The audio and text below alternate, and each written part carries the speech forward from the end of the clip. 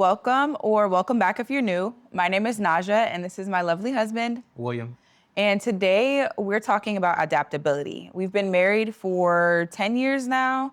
We have 2 children, and there's been a lot of change, a lot of growth, a lot of stress, love, life lessons that we've had to navigate over this past 10 years.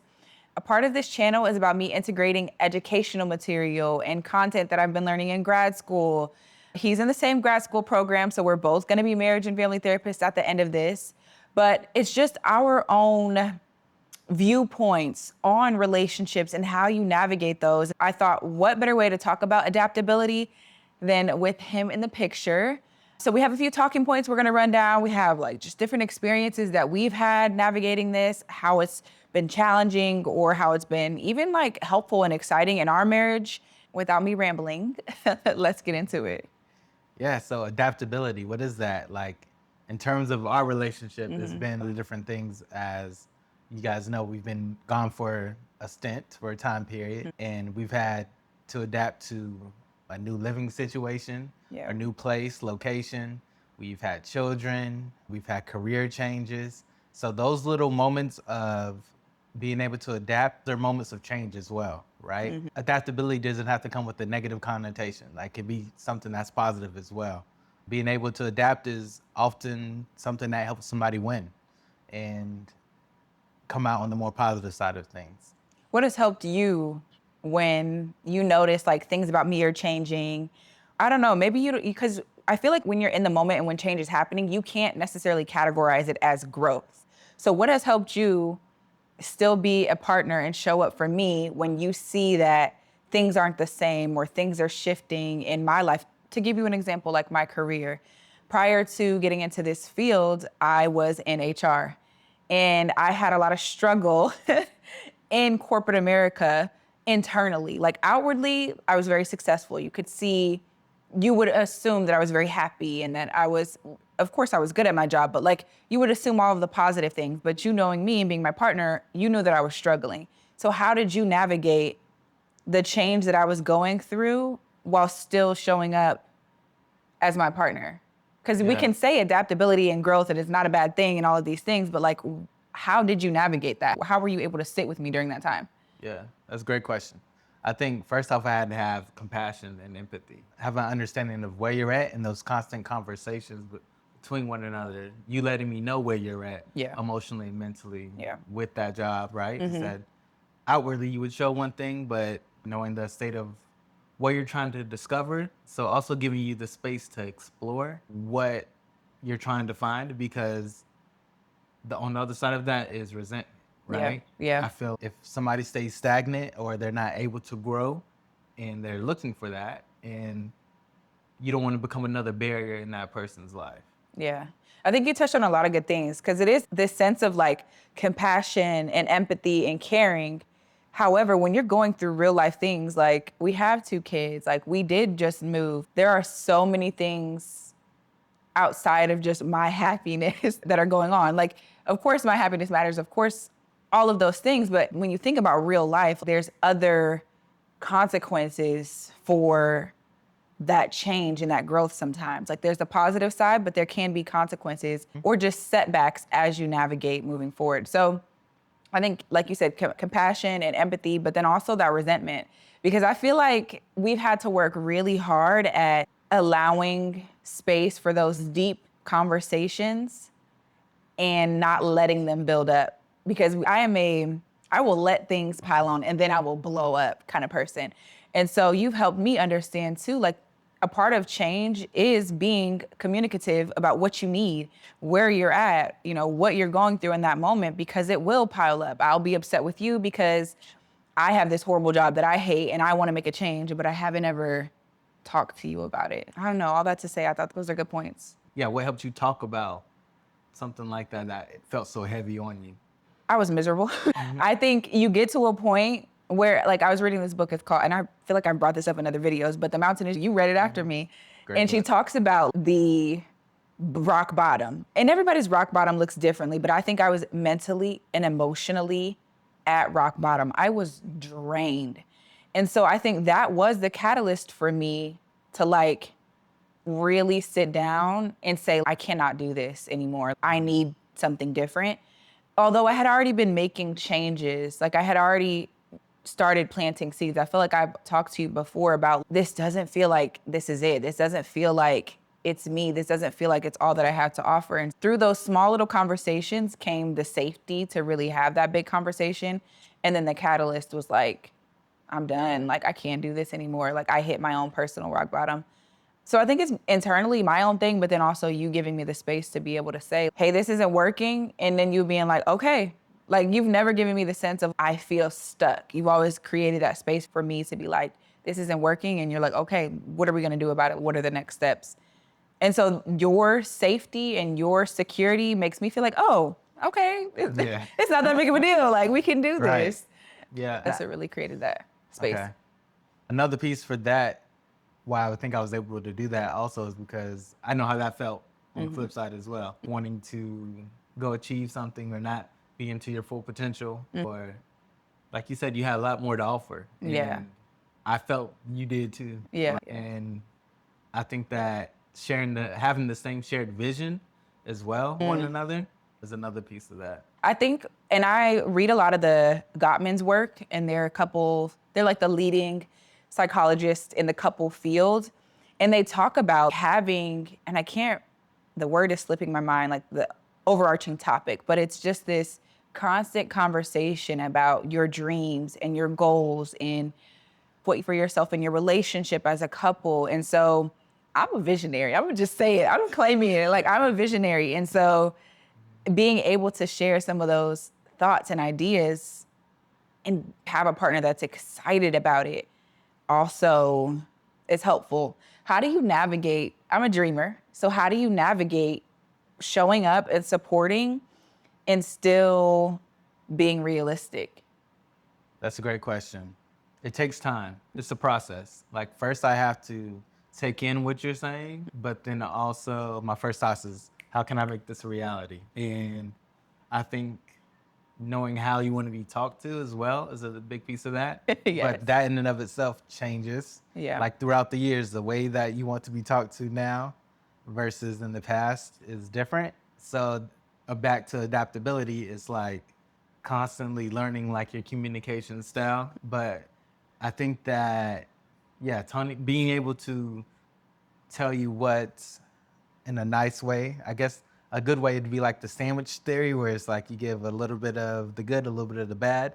And a little bit of good at the end. Yes. Yeah. So good, bad, and then good, I believe. I could have that wrong, but I like to do those two things, like, because I know those things are so sensitive or very fragile. It's not hard. It's hard for you to express some of those things already. Yeah. I try to communicate that in the most loving way possible. Yeah. I would agree too. I like that. And I never noticed. Now I would be looking. I would be like, okay, is he sandwiching me right now? But I think what I want to kind of dive into, because you talked about communication. And I think a lot of people think it's just the words that you say. It's not. It's like your tone of voice. Do you have eye contact? Are you brushing this person off? But it leads me to the question of, like, where do you think couples get stuck when it comes to change and adaptability? Where do you find that they struggle? I think that couples struggle with the vulnerability, because I think that's the difference between being single versus in a relationship. You have to constantly be vulnerable. Yeah. And show a side of you that may not be as easy to present. I think that people underestimate the importance of, like you said earlier, being safe. And that can change depending on where you're at in your season or what struggles you're going through. Even for myself, like, safety in a emotional aspect is different now than when it was when we first got together. Mm-hmm. And the closer you get to someone, the more fragile it becomes, in my opinion. Break that down, because that's interesting to me. Yeah, because if you were to say something, just like with your aspirations and your visions, that could be hurtful if I don't agree with you or don't think that makes sense. And the same way with myself, if I express something that I think is important or doesn't align with what you're thinking or feeling, it can put in doubt to an extent. Mm-hmm. Not fully, but just enough to, I value your opinion, your input. It's like the sandwich theory you said, not being like, this is a terrible idea, this is horrible. Being able to say, hey, I love this part of it. did you think about where this could be improved, but also the good? Like, we value, don't let us get you wrong. Yeah, Like, we yeah. value transparency. We want to be honest with each other. We very much are direct. But I think to your point of, if I hear what you're saying correctly, is being more aware and sensitive with those conversations than just so direct. And Yeah. okay. And it's because just like, if we're having a conversation and you're just like, what the hell were you thinking? It's something I'm working on. I have done that before. Yeah. It's natural. This is the other part where you get so comfortable with your partner, you just say the first thing that comes to mind or how you really feel. And you forget that sometimes. And it's also, that's a part of the process. Yeah. So it's also being okay with that. I like how you brought up how you would interact and get into a conversation when we first got married, how now it's a little bit different because it is more sensitive. There is more emotional ties to it. We are more attuned to each other. And I think that's a big part of the fear that people have around adaptability and change. Like, it's the fear of loss. I'm losing this version of this person I thought I knew. We have more distance. Like, we're involved in and we like different things. And so it's like, how do we navigate this newness, not only for the individual experiencing it, but as the partner? So I don't know, do you have any examples? Can you think of any examples of that fear of loss or that fear of distance within our marriage and how you navigated that? If I had to think of an example, it'd probably be just moving in general. That'd be the first thing that comes to mind is like, where's this move going to take us? For context, we've lived in 4 or 5 different states over the past 8 years. So most of our marriage, we've literally lived in a place for 2 years. And I'm not talking like, oh, you moved down the street. Yeah. Oh, you move around the corner. You move to the next city, no, states. Now, these are so, like life-changing moves. Yeah. And to a detriment, I guess, it's also something we're used to. It's become natural. Like, it's not as fearful as it once was. But it also comes with the unknown. yeah. So because of that, I have to constantly check in with you. Like, you good? I know this is a decision that we made, but also a decision that falls on ultimately my shoulders, I feel like, as the man of the house. But I also know that it's difficult. Like, how was it for you navigating situations like that? I think so, as it pertains to like adaptability and struggle, we had one particular move and I was pregnant at the time. And I think that was the hardest move, but it was also like one of the biggest flips in our relationship for me because I had to put complete trust and faith in a higher power in God, but also in William. And I did not want to move. I did not want to make this move. And I went kicking and screaming, but I went. I just did it. And so there is a ton of fear where I'm losing my friends. I'm pregnant. I'm losing what I've called home. I'm losing connectedness to family. I was excited for other reasons, don't get me wrong, but there was a lot of uncertainty and I'm used to being like a boss, independent. Like, I know what I'm doing. I know why I'm doing it. And in this instance, it was like I had to just follow the lead. And so this was a new experience for me. In and of itself, that was so much change and so much struggle internally. And I, from that point, feel like that's where I started to really adapt to this idea of my husband is for partners, but allowing him to lead as well and being comfortable in that and feeling safe in that as well, if that makes sense. So I think the one move where I was pregnant and I wasn't ready to leave was like the biggest struggle for me. And I know I've said it a couple of times, but it really does lead back to safety. Like, we had to develop that trust over time. Like, I don't think in the beginning of our marriage, I would have been ready to give you that much say over big life decisions like that, which can sound new and funny to some people. But for me, it took a lot of growth internally to be like, okay, take the wheel. And now I've been like, take the wheel and everything. Yeah. So yeah, and I think it's also this idea, like, we're not the same anymore. That's okay for me to be secure and not coming from this anxious place. I'm not the same as when we first got married. The first version of me would have been like, I need to see this. I need to cross my T's, dot my I's. I need to see what your plan is. I need a whole presentation on where we're going.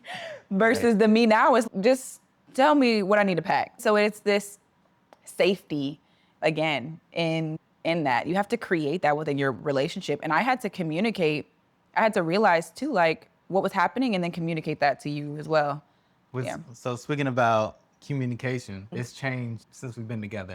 How do you think that you've adapted or it's gotten better? Like, how do you think you got to that point? Because communication, the reason why I bring it up is because when you talk about adaptability in our relationships, moments and times where I lead, and there's moments and times where you lead. Yeah, for sure. And so because of that, our communication has to be constant. Yes. And how have you like changed throughout the years? I honestly think the more time that we've been married, the more trust has grown and the more, I don't want to say it like you've proven yourself because that's not what I'm getting at, but I don't have another way to articulate that. I know you are who you say you are. I feel more comfortable being vulnerable and being real. And then in that honesty, you've learned me enough and you know me enough to decipher what I'm saying. Like I mentioned earlier, I'm very direct. I sometimes very blunt. And I think it's one of two things. One, he's had to check me a couple times and be like, okay, look now, he can't process what I'm saying because of how I'm saying it. So it's not delivering the way I need it to deliver. So like that. And then two, also knowing me and like knowing, okay, this is what she's really saying. This is what she said, but this is what she's really saying. So us just having that connection, like we're at that point now in our relationship where he knows exactly what I'm thinking and I don't know the word. You know how you think of a food place and you're like, oh, so-and-so sounds good. And then he'll be like, X, Y, and Z. And I'll be like, yes, how did you know? So just the level of like alignment and attunement that we have with each other. However, I think we're in a new phase of navigating this space of say what you mean. And I think I've really been like on him about it. Like words matter. Like you said this. These are the words that you use. This is what I'm taking. And if it's not what you meant, I need you to use the words that you mean. So in that of asking him for what I need, I've also learned like, you gotta do that too. Like I can't just say, oh, I need you to be clear. I need you to communicate. And I'm not clear in what I say.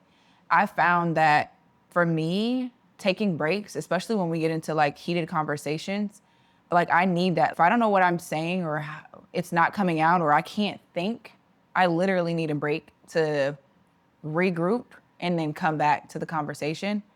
And then also, there was another piece I was gonna say, like a break and then, writing things down. I have to write things down. I'll send him a text message. Still at this big age, this deep into our marriage, I sometimes have to like write out a paragraph and really articulate what I'm upset about. Yes, I'm upset, but what is it that actually happened that I'm feeling and why am I feeling this way? And I still to this day like to write things down because we'll be in the heat of the moment and I can't figure out the words. But as soon as we take a step back, I'm like, you know what? This is and what then she got all the words, right? Yes. Then she got all the words. Yes. And then, Yeah. And I think that aligns with this whole idea of adaptability. Like I've literally had to grow and reform my communication in a way that works for me, but also works for him too. And I think I see that with a lot of couples. Like a lot of couples will get into this heated discussion or they'll have these reoccurring problems and they're not pausing. They're not taking a moment to really reflect on what's going on and how they're feeling and what emotions are happening. And then also they're not adapting their communication style to their preferences or to their partner's preference. Like it's just, you talk about attachment, and you talk about love languages, even communication is the same. Like some people are really good at getting through the heat of the moment and getting to the end and having this moment where they're like, oh, this makes sense. But a lot of people, they need time to be like, actually, wait, give me a second. This is what I'm thinking. This is what I'm feeling. And I've noticed that. I think you brought up a good point of communication styles being different because for me, if you're pulling yourself away, then I'm gonna do the same. And so like finding that even ground because it is a dance that you have to do with your partner and it's the rhythm of the beat's gonna change. It's gonna be up tempo sometimes. Yeah. And then some moments it's gonna slow down, and then you gotta figure out what that balance is for one another, because it isn't just, oh, she needs a moment, I'm gonna give her that moment. Sometimes we need to be able to talk that out right now. We don't got time, Yeah. or this situation doesn't allow that. So it is a push and a pull, but you wanna be able to find, it's not a balance, because there's no such such thing as thing as- that, right? Yeah, we agree. We Yeah. come from the thought idea, like there is no such thing as balance. There is no such thing to me as 50-50. Yes. That doesn't happen. And I like this idea of somebody saying it's not 50-50, it's like 100-100. But hell, sometimes it's like 25 over here, 75 over here. Sometimes we both are all. Sometimes it's 30-30. Yeah.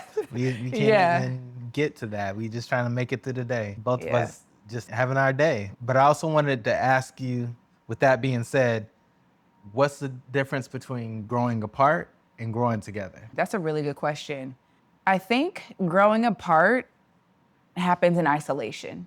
I think it's when you don't have those key factors of safety and you don't have that clear communication. And I think a lot of it has to do, like I love researching like nervous systems and how the bodies work together and how we feed off of each other and co-regulate together. And there is this power in understanding how you operate solely from your partner, but then being able to not sit in that isolation. Like there is room for you to grow as an individual and what you need and what makes you thrive. But when you can't communicate that with your partner and you can't articulate that in whatever manner works for you, I think that's when the growing apart happens.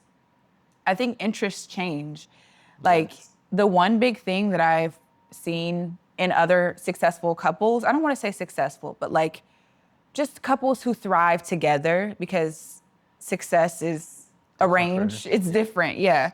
And I think what has worked for us is like we kind of share interests and hobbies and values. Like we were talking about the book, The Mountain Is You. I read this book and I didn't even give him like the full detail. I just was like, this is a great book. It's so good. This is what I'm learning. And he was like, okay, like I'll check it out. I'm gonna listen to it. And then he listened to it and he was like, oh my God, this book is so good. And we would come together and we would talk about that.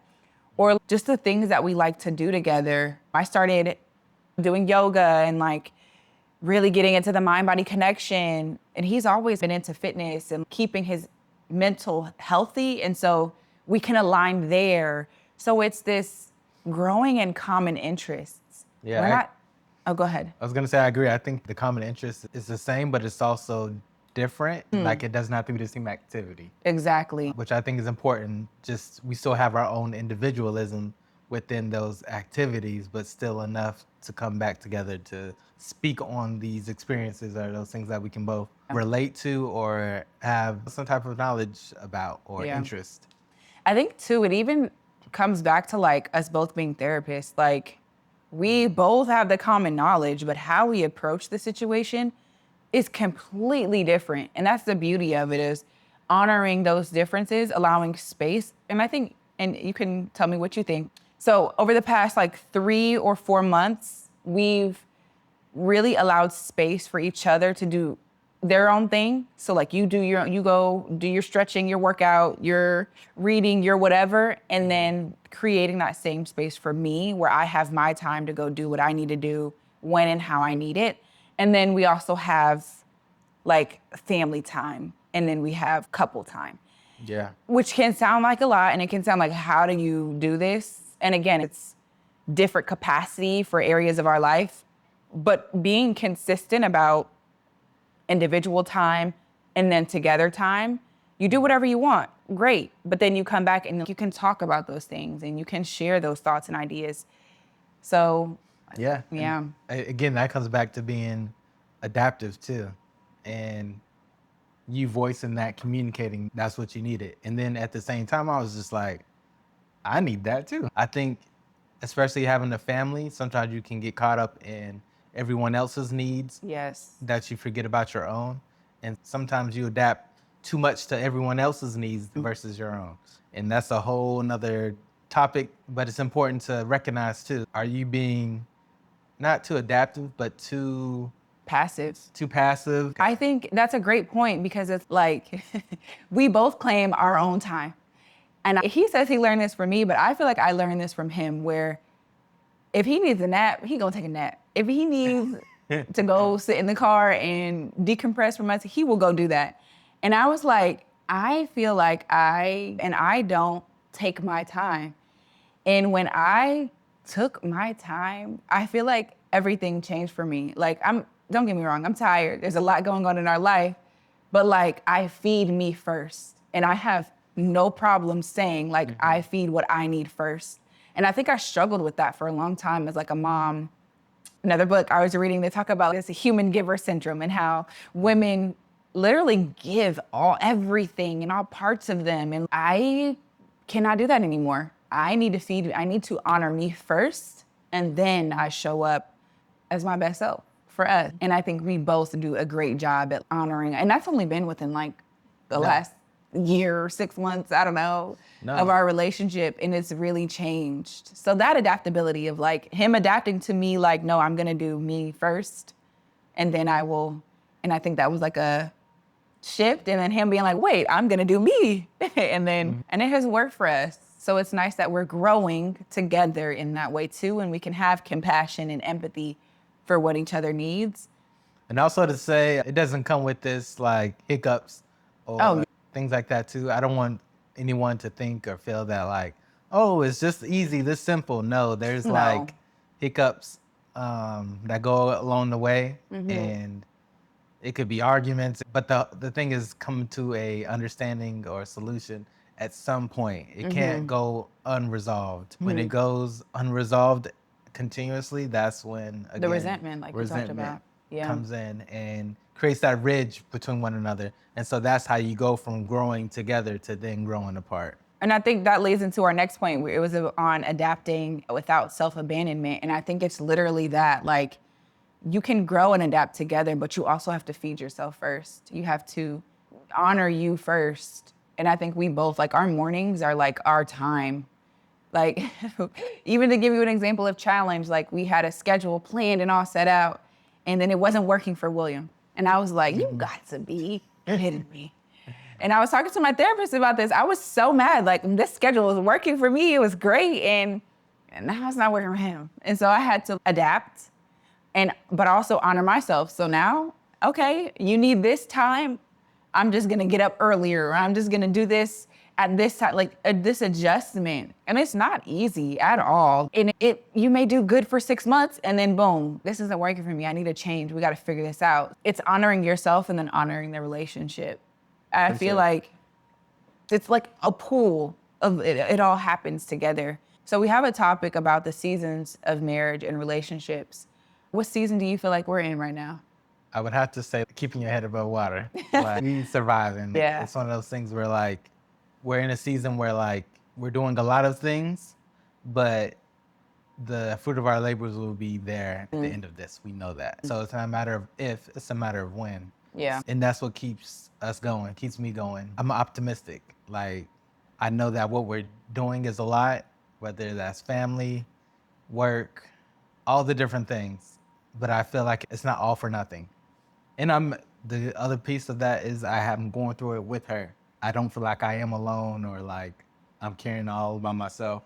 Like, it helps that we're both doing it. I would agree. It's when you feel like you're going through the survival mode alone, when you're the only one putting in effort, when you're the only one putting in work, and it can get heavy real quick. I think you're trying to say is being alone when you're with someone can feel so heavy. Everything feels magnified, right? Whether it's lonesomeness, depression, sad, work, everything's magnified when you're doing it by yourself, when you've had somebody versus when you don't, or when you have those expectations that somebody's going to be there with you. And then that itself can create a ridge or a gap between one another. Yeah, it's like being lonely by yourself.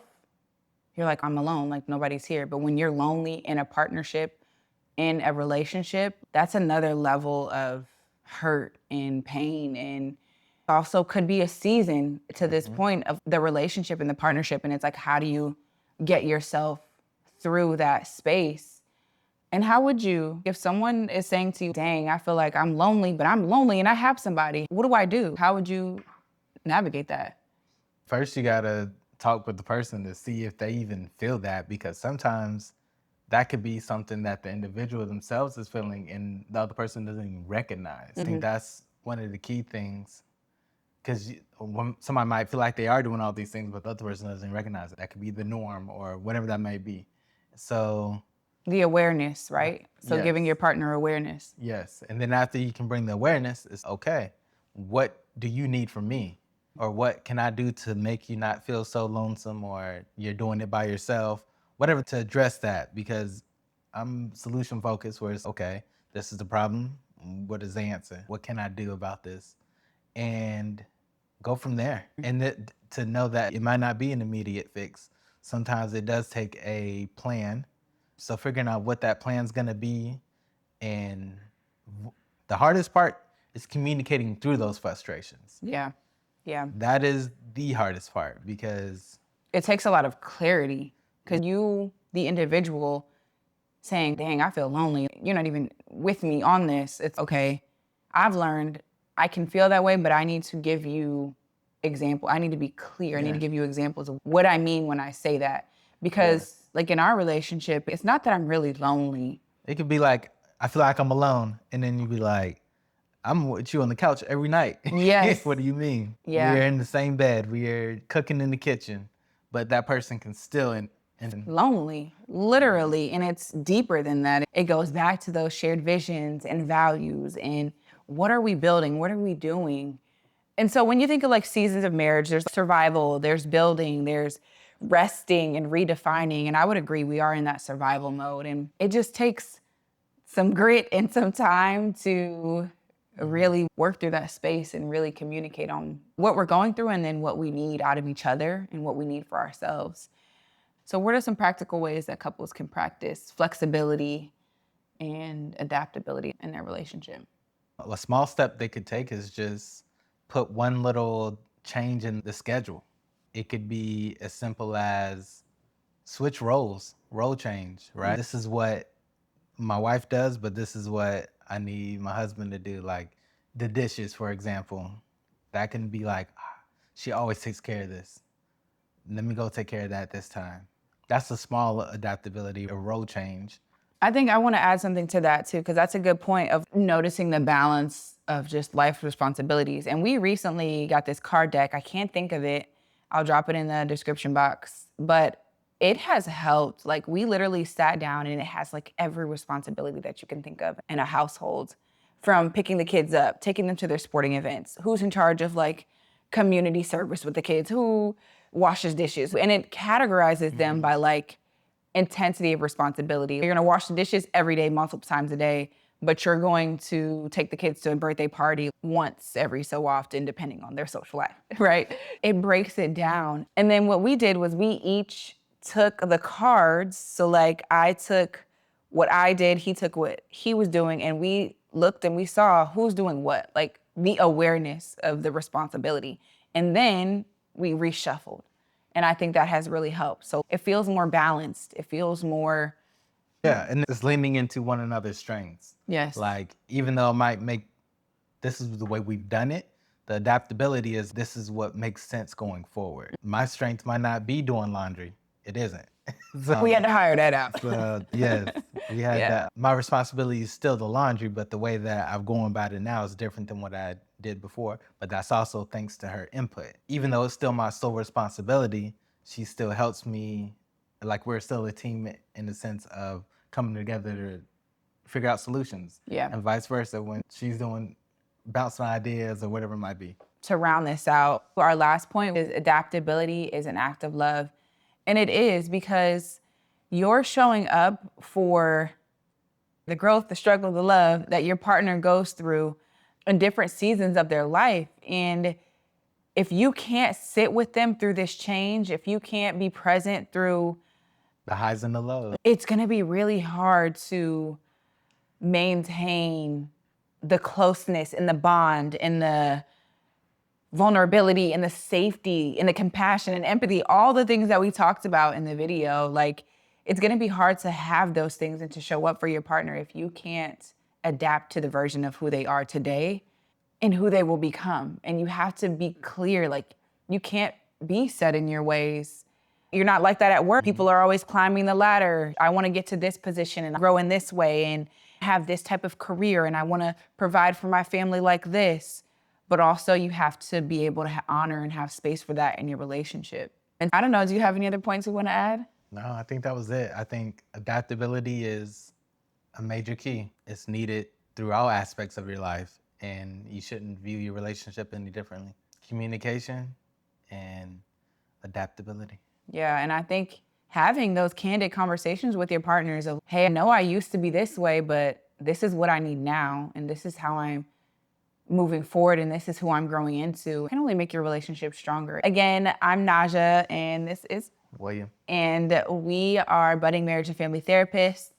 And we just make content about relationships and mental health, and we share a little bit of our experience as well as what we've seen, what we've researched. And this is a space for compassion. It's a space to not shame or blame. It's a space to really just be honest and sit with some of the real life experiences that you go through in a long-term partnership. So if you guys have any questions, any suggestions, anything you want us to talk about or talk through, leave them in the link below. Otherwise, we'll see you in the next video. Until next time.